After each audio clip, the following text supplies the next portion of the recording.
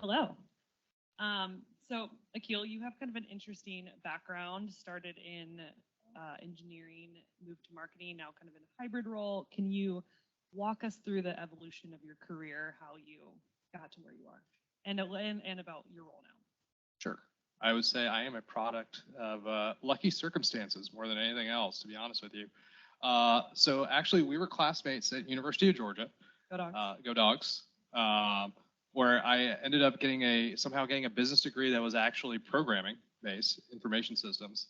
And my first job was actually as a JavaScript developer out of college. So somehow, through all of that, my resume ended up in Silicon Valley. I have no idea how.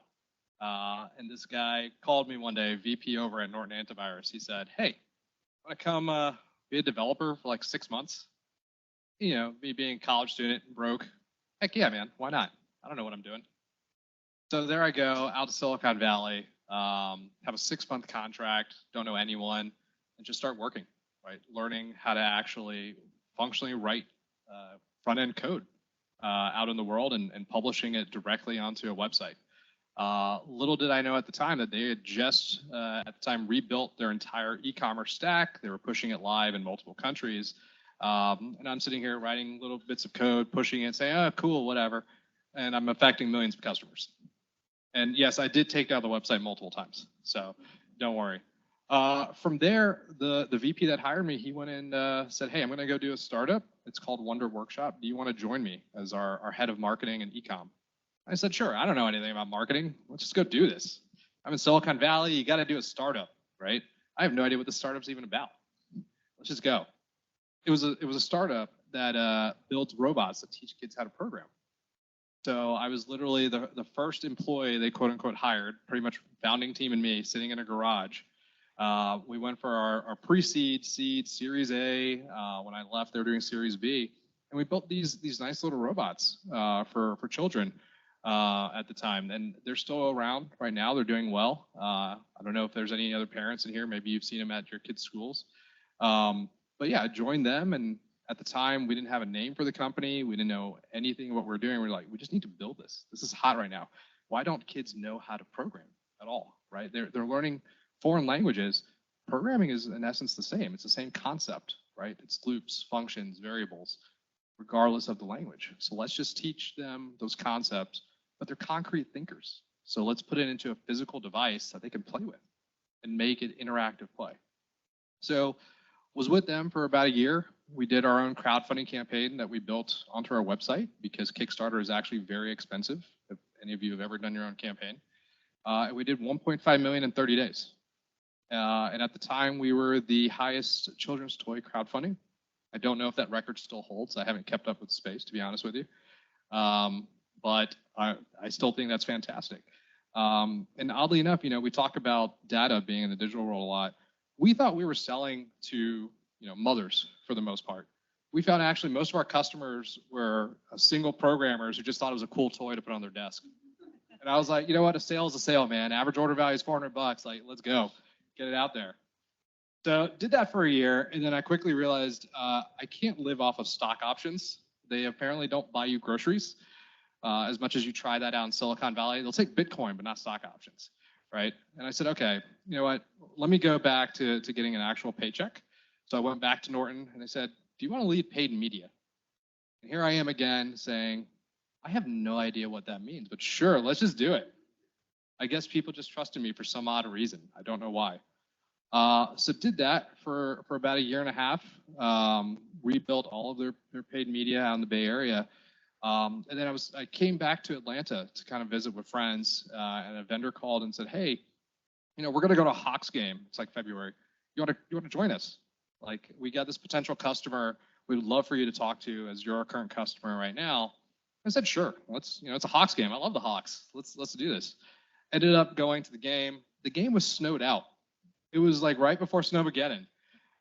Yeah, right. It was snowed out. So we ended up going to dinner, and I ended up sitting next to this potential client of theirs, and it was Delta Airlines.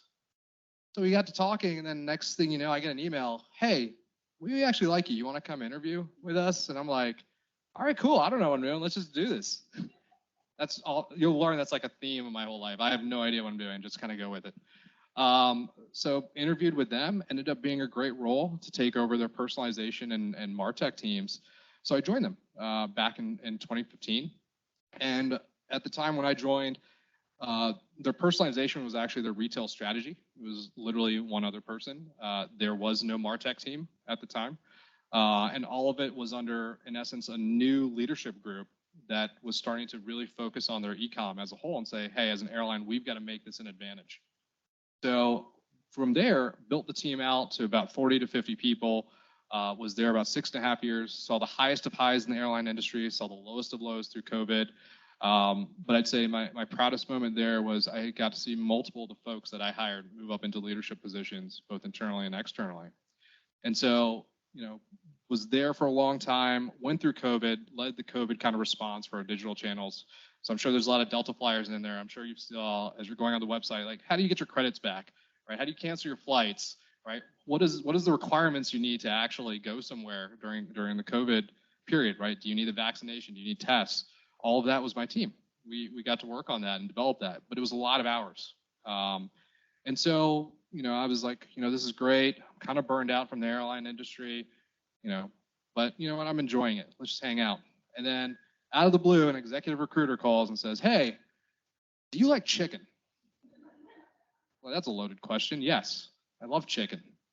Well, KFC is looking for a vice president to oversee digital. They want to bring it in-house. They want to build it out themselves and manage it out of their headquarters. I said, leave an airline for chicken? Well, why would I do that?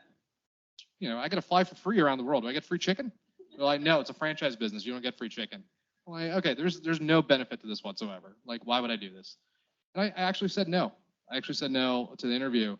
And luckily I had two mentors who are local here in Atlanta. They said, dude, do the interview. Just do it. You're going to love it. You're going to love Yum Brands, which KFC rolls into. You're going to love the culture. Just take the interview. I took the interview. I met with a ton of their folks. And in the interviews, no one asked me a single digital question. And so that led me to believe, okay, there's two things going on. One, they don't know digital. Or two, they're so good at digital, they just need someone to come hang out for a while. And I'm good at both. And I said, it's the right circumstance, the right time. Let's just try something different. So I joined KFC back in January of this year. Since I've been building up my team, I oversee all of our consumer products, all of our in-restaurant products, and all of our engineering groups. And we've been building that out for the past year as we start to bring it all in-house, because we serve 140 markets. And as of now, if you look in the App Store, there's about 36 different KFC apps that are all tied to our major markets. All of that's going to start rolling up. And that's where we're focusing and saying, hey, how do we use our economies of scale to build better consumer products? And likewise for our team members, who are the workforce, the ones doing the actual hard work of making our chicken, how do we make their life easier? Especially as more customers are driving digital sales through aggregators, direct channels, and even what we consider digital as kiosks in the store. That does sound like a lot of serendipitous moments to get you where you are. I think people say that a lot, and you're like, no, that you sought that out. That does sound like it kind of fell in your lap. So that's awesome. From moving from security to travel to QSR, what are some of the skills and that you were able to leverage, or the learnings you were able to leverage across those very wildly different industries? Yeah, I think number one, they're all trying to do the basics well, right? Anytime I've joined a company, it's been, hey, we want to do these like grandiose ideas. Like, we want to do metaverse. We want to do, super loyalty programs. We want to be able to be everywhere where the customer is. I said, that's cool. A lot of great stuff. I'm all for it. Are we able to transact with customers that are trying to give us their money? Right? Like, let's just take a step back. We want to do that. But if someone's literally trying to give me their money, are we able to do that? So everywhere I've stepped into, I've literally said, we'll do that, but let's make sure our foundation is set, right? You can't build a house without a foundation. You can't paint it nice walls. You can't add the movie theater that your wife said is way too expensive, but you still said you're going to do it, right? But we have to be able to transact those that want to give us our money. And everywhere I've gone, that's where I focused on was, are we doing the basics well, number one? And then number two, listening to our people. Not just the people that I work with on the corporate side, but our team members, our customers. What is it that we are missing that'll make your life easier? And it's not about you giving me your dollars buying our chicken. When you have an experience with us, was it a good experience? Right? When you were even considering us, was it a good experience? Are we thought about positively when you think about KFC or any other brands I worked at? So what would you say is your biggest key priority in your new role with KFC right now? Sure. So I think some of the biggest priorities for us right now is we've got a lot of disparate solutions out there, right? We serve 140 markets plus. We've got 26,000 stores. We have 800,000 team members. Like, we're massive, right? And everyone thinks of KFC, you think of like a US QSR. We're huge internationally. That's actually where most of our money comes from and most of our sales. Like in Japan, it's big for them to have a Christmas dinner from KFC. It's like a big thing where they have to pre-book it, right? Kind of like we do with Thanksgiving here if you're like me and can't cook at home. So, the big things we're looking at is, hey, all of our franchisees, all of our markets are using different solutions that have kind of worked with them and kind of worked out for their needs. How do we start using our economy of scale to give them solutions that work across the board, that come very cost efficient for them, and that to give them capabilities that they may not have had before. And then doing that in a very cost efficient manner for them, especially given the foreign exchange rates right now. How is inflation impacting your business other than what you just mentioned? Like what does that look like? And we talked also about like the recession coming up. How are we future proofing for another recession? Yeah, so I'd say, how are we been hit? Right, being in the QSR space, first and foremost, we have to serve food. Food has gotten way more expensive. I'm sure all of you have been out to the grocery stores. It's ridiculous in terms of how much it's gone up through COVID. They said that supply chain, part of it is, a lot of it is also, you're dependent on, crops, you're dependent on animals, right, and their wellness, right? So for us, like we've seen chicken prices shoot 2-3x, right, compared to what we're used to paying, right? And this is what our franchisees are paying.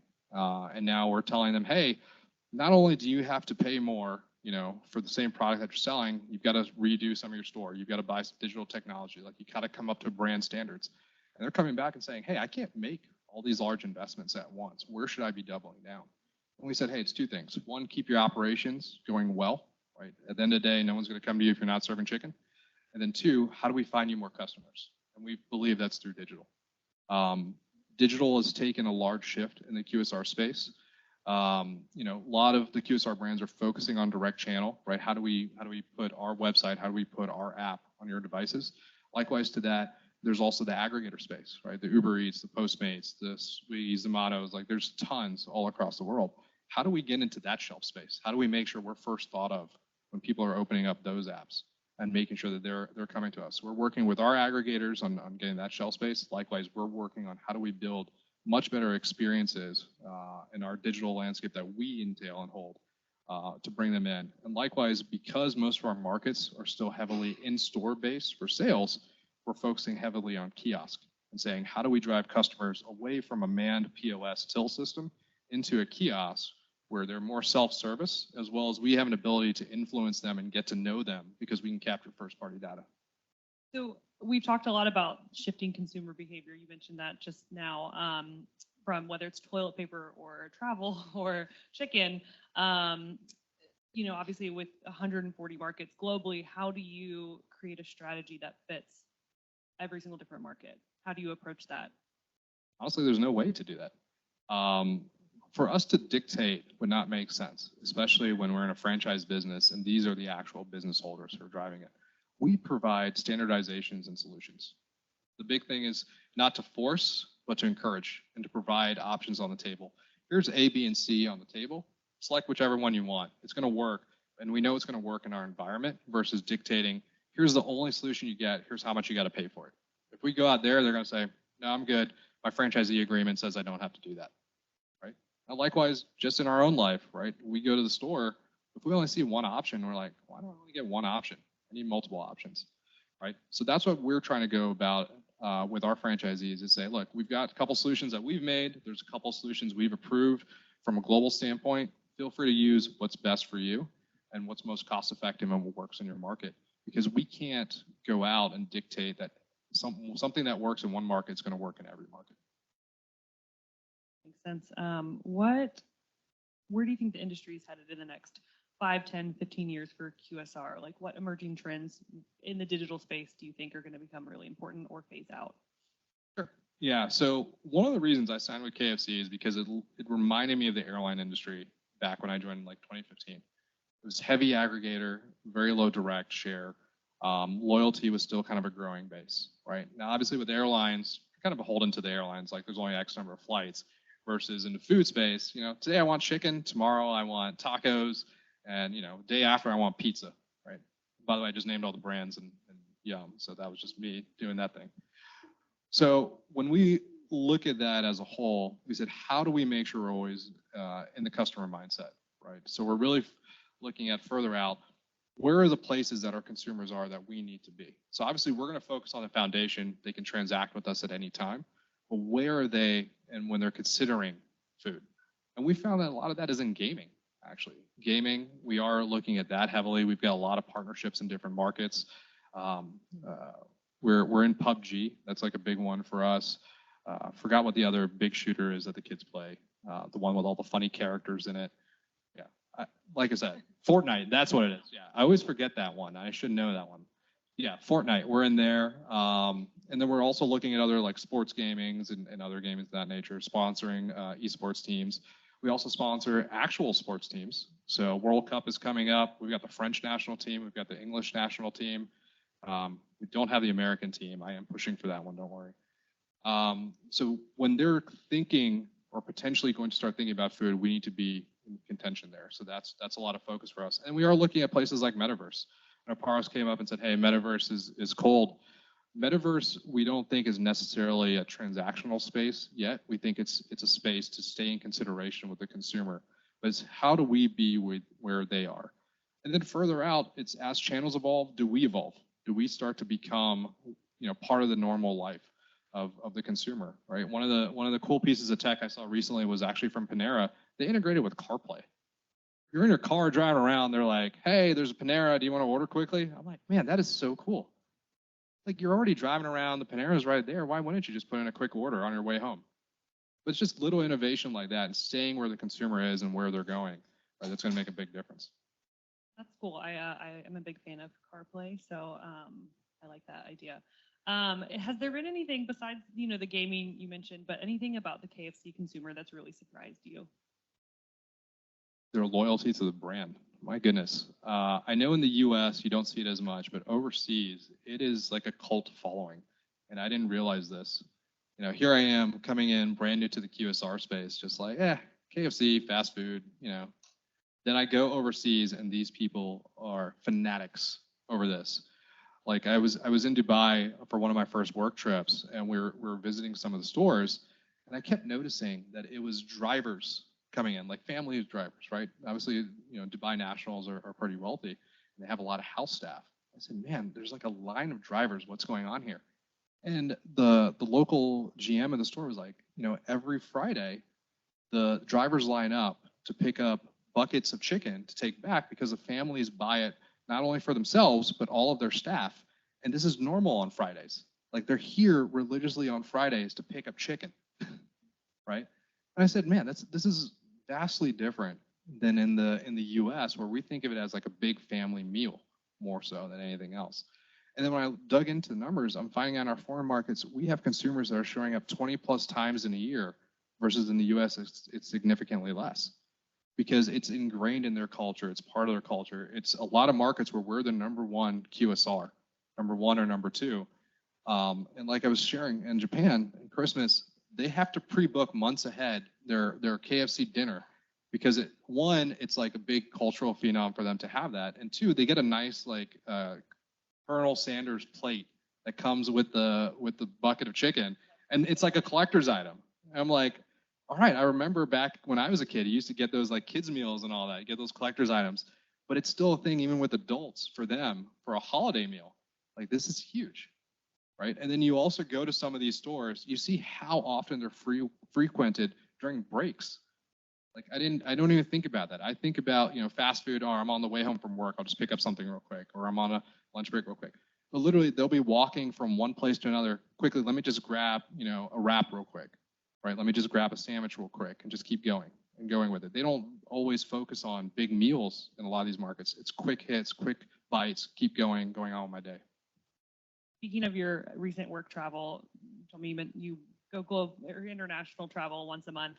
Have there been any limited time offers or like special, just like a fun question, KFC items that you like loved in a certain country that you want to plug right now? I will say in Thailand, it was a shrimp donut. Tell us more. It is. So everyone knows onion rings, right? Imagine that with shrimp.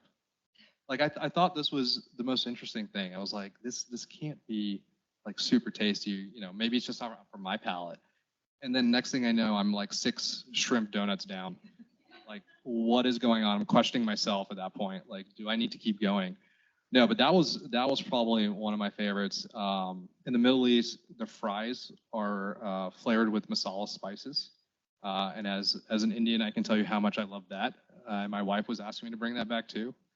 And then in India, a huge seller for us is actually vegetarian products. So because of the market demographic, we have to have vegetarian products, and it's huge where they now have something called a biryani bucket, which is bucket of rice with now they put tofu, where they call paneer, as well cheese, and then chicken for the non-veg option with a little bit of spices and sauce. And literally people pick that up, just eat it like a quick bowl of rice and just keep going. And I'm like, man, we really need to bring that over here.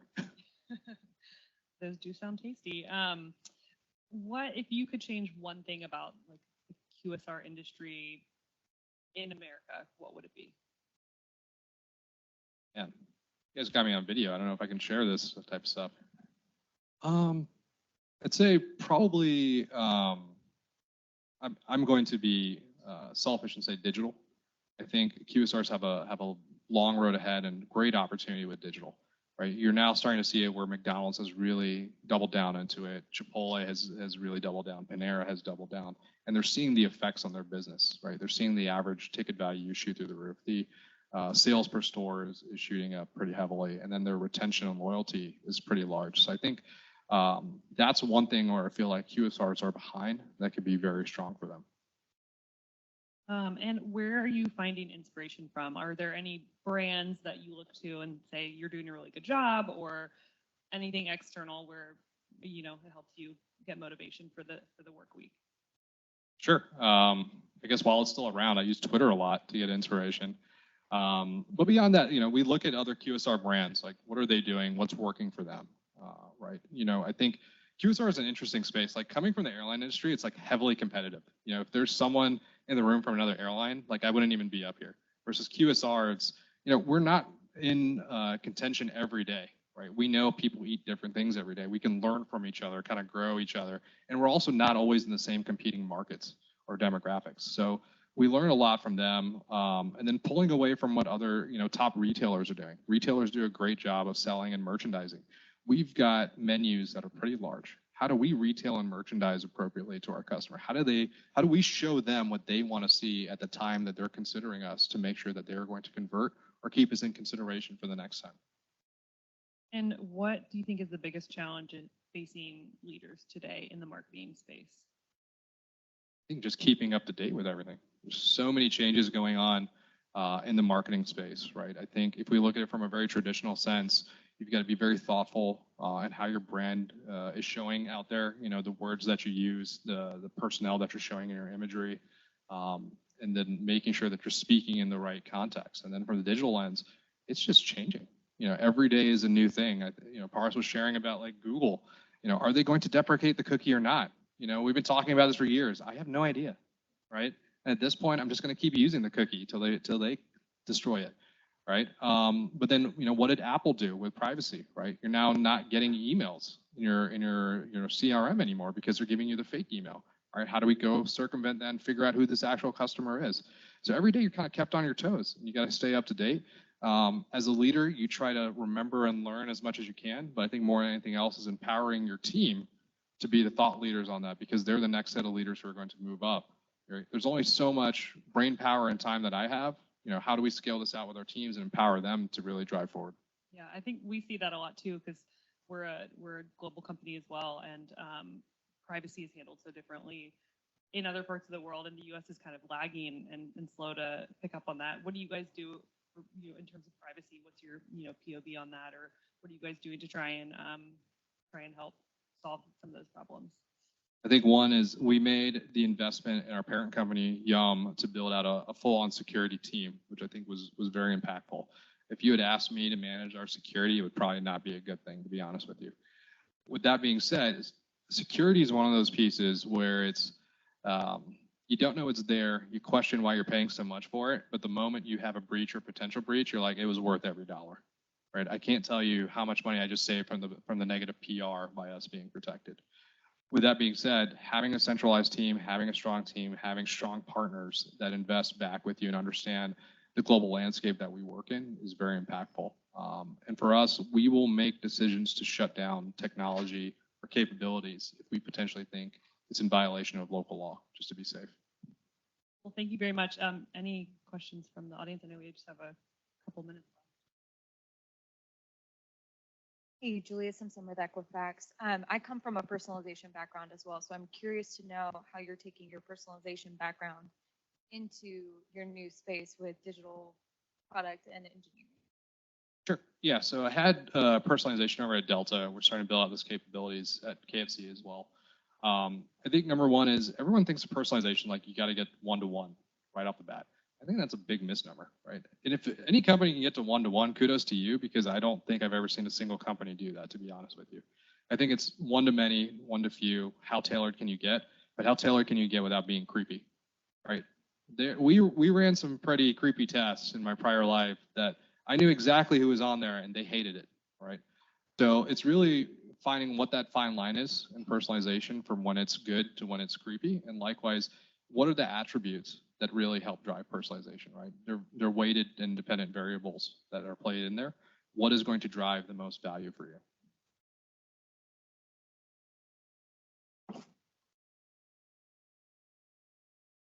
Hi, Paul Mangano with Tongle. So you said in QSR, digital is kind of lagging across the industry. I'm wondering what best practices for QSR with digital. And you said McDonald's and like Qdoba have done well in doubling down. Is that something like investing in it, or is it like getting the consumers to use it? Yeah, so it was McDonald's and Chipotle, and I'll even say like Panera is doing a great job, Starbucks is doing a great job. I think one is they're making heavy investments into it, and you're going to see a lot of the QSRs start to really push in that path forward. I think is one, and then two, they're starting to realize that aggregators are great, but they cost a lot of money, right? The operating margin that's hit on that is pretty large. And that's what airlines saw too. They said, hey, we can sell all these tickets to these aggregators. This is great. Let's fill up these planes. Then they're like, wow, we have lost all of our margin, right? Now that same cycle is happening in the QSR space. And they're saying, great, we need to start building relationships with our customers and driving direct share. Hey, I'm Shep Ogden here with Offbeat. You mentioned diving into gaming, esports, metaverse, and a few of those areas. And I'm really curious the breakdown between how you think about the KFC brand versus the Colonel Sanders brand, that personification of this identity. Like, how do you look at the investment in between those two, especially in those areas? Chip, good to see you again. Yeah, I don't know if you remember, I judged one of your contests before, so good to hear from you. I remember while you were at Delta. Yes, while I was at Delta. It's a small world, right? So KFC as a brand, right, we're large. Colonel Sanders is the face of it. Like, he's known everywhere. You go overseas, they know Colonel Sanders before they actually know what the acronym KFC is, right? Very honestly. And if you look on YouTube, you'll see Colonel Sanders in all different demographics and setups, right? I know we had a campaign in the US where it's like extra crispy Sanders. We had all these different actors doing it. Now imagine doing that by 140 countries, right? So Colonel Sanders is completely ubiquitous with it. When we look at gaming, we're looking at, do we put actually Colonel Sanders in there, right? Which is one piece, or do we actually leverage the rest of the brand to get them used to what actually the full-on KFC experience is? Thanks. Any other questions? Hi, I'm Brittany Murphy with IHG. I was wondering, I've noticed a couple of QSRs have moved to some AI ordering, and I'm wondering how your remit kind of interacts with that and what you guys are looking at with that. Great question. Yeah, so we are evaluating AI. We're evaluating other technologies in the space. I'd say it's great. It's just interesting when you watch how it interacts with the consumer. So we have something called Red Innovation Labs that we actually have in our headquarters, which is literally just a lab where we have like test kitchens, we've got test drive-throughs, and we've built some level of AI actually into our drive-through there. And when we we bring in folks from the outside to do actual user testing. We find and see that when they feel like the AI is like pushing on them too much back or really trying to drive a sale, they can pick up on it versus when it's more conversational, more interactive, more fun, they're willing to play along, kind of go with it and interact with that to an extent. Now, the other side of this is, how do we use AI in a less interactive way, right? When we're talking about in a digital sense. We've looked at different aspects of that, and to do that at scale and do that in 140 markets where privacy laws are vastly different is our challenge. So I don't have an answer for that, but know that it's something we are trying to figure out. Thank you so much, Akhil and Lucy. We appreciate it.